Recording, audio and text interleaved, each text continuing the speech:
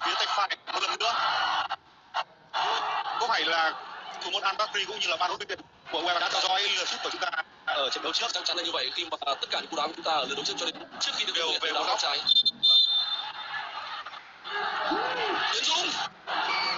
Tiến Dũng đã đón được đúng hướng sút của số 9 Besan.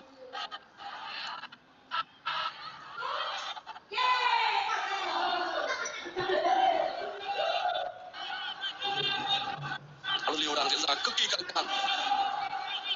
Đức Trinh sẽ là người thực hiện quả đá tiếp theo.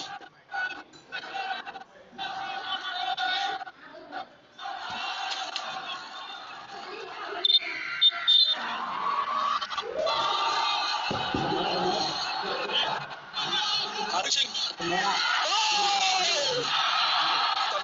được thở phào trong khoảnh khắc như vậy. Chúng ta được thở phào trong khoảnh khắc như vậy.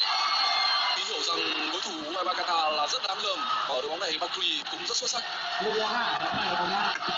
Trận đấu trên U23 Đức Trinh đá tốt.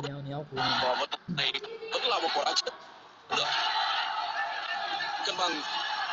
Và đây là tiền đạo số 1 của U23 Qatar.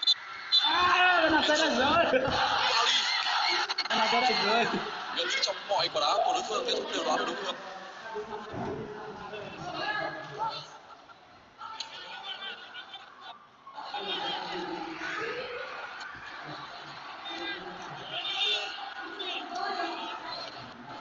Phan Văn Đức sẽ là cầu thủ tiếp theo thực hiện loạt sút. Số liều lúc này đang tạm thời là 3-2 nghiêng về U23 Qatar. Mỗi đội đã thực hiện không thành công.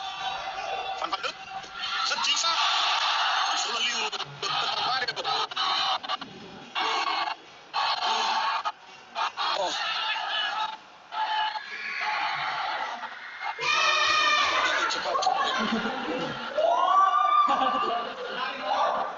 ชนะแล้ว Tiến Dũng cố lên. Số 13 của U23 Qatar đó là Andrek.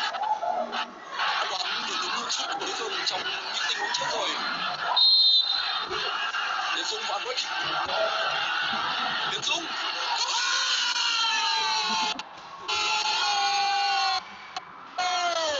Chúng tôi đã nói về những tình huống đổ người rồi.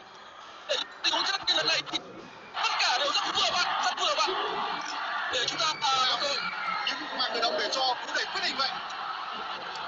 Không nhiều thủ môn có thể làm được. Nhưng Bùi Tiến Dũng